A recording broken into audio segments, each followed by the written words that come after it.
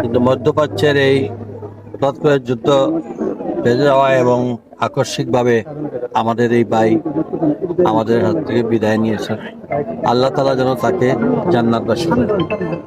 আমাদের মাননীয় প্রধানমন্ত্রী ঘটনা ঘটার পর থেকেই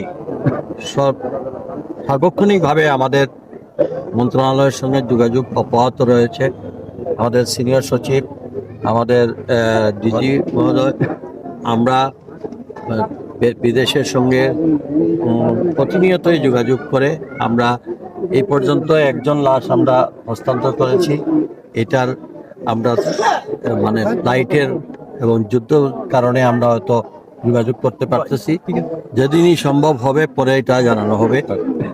আমাদের মাননীয় প্রধানমন্ত্রী নির্দেশে আমাদের কিছু আর্থিক সহযোগিতা দেওয়া হয়েছে।